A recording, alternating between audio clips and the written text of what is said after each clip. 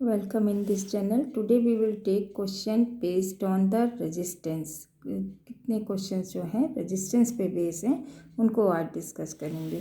Now let us see first question.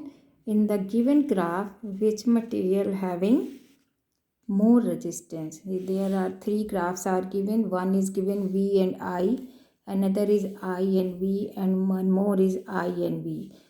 So here material is given A and B, and V and I is given. V on the y-axis while I is given on the x-axis. So which will having the more resistance? More resistance जिसका slope ज़्यादा होगा. Slope ज़्यादा होने का मतलब यहाँ पे you will see this is the positive x-axis. How much angle is this one is making this one, and another is making this one. So angle making by this A is greater than B, and we know that slope M is equal to tan theta. Okay theta यहाँ पे क्या बन रहा है, ये वाला angle जो बन रहा है, तो ए के उससे बना हुआ जो एंगल है वो ज़्यादा बड़ा बन रहा है, तो इसका स्लोप ज़्यादा होगा. और वी और आई में जिसका स्लोप ज़्यादा होता है उसका रेजिस्टेंस ज़्यादा होता है. तो इसका मतलब इस बॉडी ए का रेजिस्टेंस जो है वो ज़्यादा है कंपेयर टू बी. अब यहाँ पे देखें, यहाँ पे इन्होंने ए और बी अगेन गिवन है, बट यहाँ पे आई कर दिया और यहाँ पे बी कर दिया. फिर हम देखें स्लोप, तो स्लोप यहाँ पे देखेंगे तो यहाँ आई अपॉन बी आएगा, तो यहाँ उल्टा लेना पड़ेगा.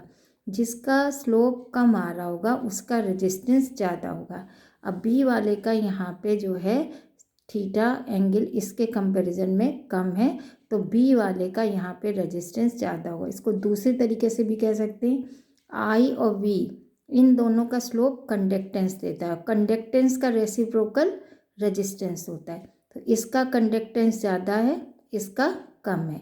इसका कंडक्टेंस ज़्यादा है तो इसका रेजिस्टेंस कम है, इसका कंडक्टेंस कम है तो इसका रेजिस्टेंस ज़्यादा है. यानी दोनों तरीके से हम बताते हैं कि इस जो मटेरियल बी है इसका जो है रेजिस्टेंस जो है वो ज़्यादा है. अब थर्ड वाले केस में देखिए, यहाँ T1 और T2 दो टेम्परेचर दिए हुए हैं, और I we are taking on y axis, we are taking on x axis. अब इसको किस तरीके से देखेंगे कि इसमें जो है स्लोप, यहाँ भी स्लोप जो है किस पे हम देखें, आई अपॉन वी, यानी ये कंडक्टेंस को बताएगा. तो slope is directly proportional to conductance. अब जरा स्ट्रेट लाइन T1 की, इसका जो है T1 वाले का फिर से स्लोप ज़्यादा है T2 के कंपेरिजन में, तो T1 वाले का कंडक्टेंस ज़्यादा है, T2 वाले का कंडक्टेंस कम है.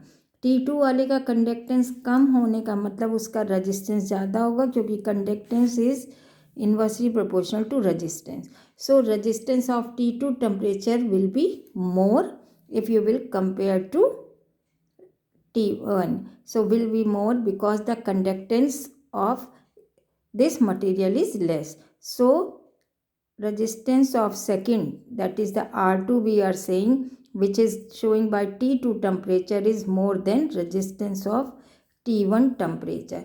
So this is the solution of these three graphs. I hope so you understood. Now we are taking more questions. I am taking one more question here. In two wires of same material and same length, what is given here? Same material and same length. Same material means resistivity is same and length, but the differ in the thickness. अब thickness दोनों की differ कर रही है. So which body will have more resistance and specific resistance? So one by one we will discuss. So here we know R is directly proportional to L upon A. Okay, for first wire which is thin, we are taking R1 is directly proportional to L upon A1.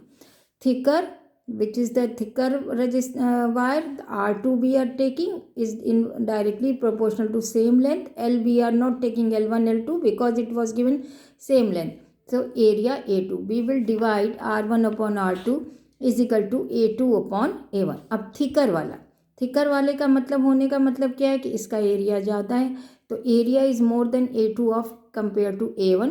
तो अब इसके सामने R1 is there, so R1 is more than R2. In this case thin wire will have more resistance. So this is the solution of first part.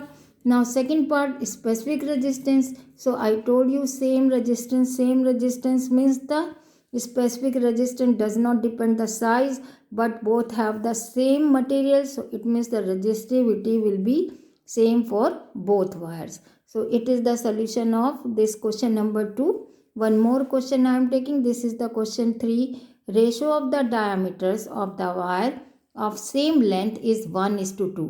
Two wires are given whose lengths are same now, but diameter जो है 1:2 है. You will find the ratio of their resistance. ऊपर वाले question की तरह है. So again R is directly proportional to L upon A. अभी एक के लिए हम R1 ले लें, दूसरे के लिए R2 ले लें और R1 upon R2 कर दें. तो R1 upon R2, तो L will cancel out, तो A2 upon A1 will come. We can say pi R2 square upon pi R1. अब रेडियस और डायामीटर में क्या होता है, डायामीटर का हाफ जो होता है रेडियस होता है. सो D2 upon 2, D1 upon 2, 2 again cancel. It means R की जगह यहाँ पे R2 अपॉन R1 की जगह यहाँ पे D2 अपॉन D1 का होल स्क्वायर हो जाएगा. अब डायामीटर इज गिवन 1:2. तो डायामीटर पहले का 1 दिया है, दूसरे का 2, तो यहाँ पे 1:2, but D2 upon D1 is coming. So 2 upon 1 का whole square, that is the 4 upon 1. So answer of this question, ratio of these resistances is 4:1. I hope so you understood. No problem is there.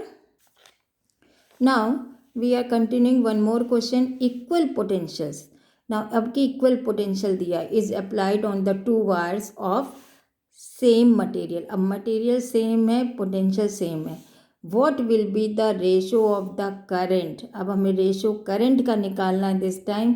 पहले part में है area same and the ratio of length is 2:1.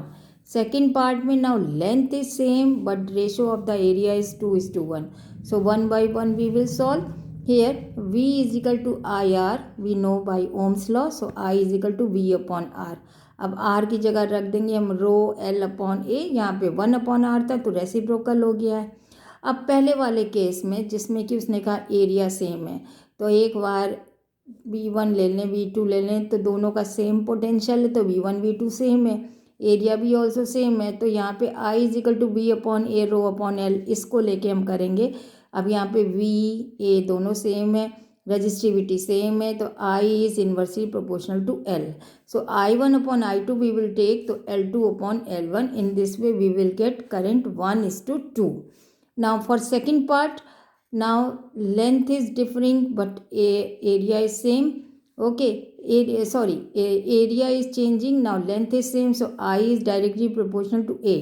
तो I1 upon I2, A1 upon A2, that is the 2:1. So these are the answer of this question. Now last question, copper and manganin wire of the same length. देखिए अब different material है, ये ध्यान note करना. नाम दिया है copper and मैग्नीनिन, जिसके इसकी रजिस्टिविटी या स्पेसिफिक रेजिस्टेंस इसके कंपैरिजन में ज़्यादा होता है, ये ध्यान रखना है. सेम लेंथ दी हुई है, हैव सेम रजिस्टेंसेस, सेम उनके रजिस्टेंस हैं. अब विच वायर इज थिकर. अब आपको बताना है कौन सा वायर मोटा होगा. अब कॉपर के अब R is equal to rho L upon A, तो कॉपर के लिए हम कर देंगे यही चीज़ और यही चीज़ हम मैग्नीनिन के लिए कर देंगे. अब यहाँ पे हम डिवाइड करेंगे तो ध्यान रखेंगे रजिस्टिविटी सेम नहीं है, सिर्फ लेंथ सेम है, तो लेंथ कैंसिल हो जाएगी और सारा का सारा एरिया पे डिपेंड करेगा. अब यहाँ पे रजिस्टेंसेस भी सेम दिए हुए थे, तो इन दोनों को हमने इक्वल किया. तो इक्वल करने पे हमारे पास जो निकल के आया, ये L कट गया, तो यहाँ A कॉपर का था, अब ये वाला इधर आ गया, यानी area of manganin upon area of copper. अब resistivity of manganin, resistivity of copper. Resistivity और स्पेसिफिक रेजिस्टेंस सेम वर्ड होता है. अब यहाँ इसकी ज़्यादा है, इसकी कम है, यानी इसके सामने वाला इसका एरिया ज़्यादा है. ये एरिया ज़्यादा होने का मतलब ये थिकर है, तो मैग्नीनिन वायर जो है वो थिकर है. तो I hope so you understood.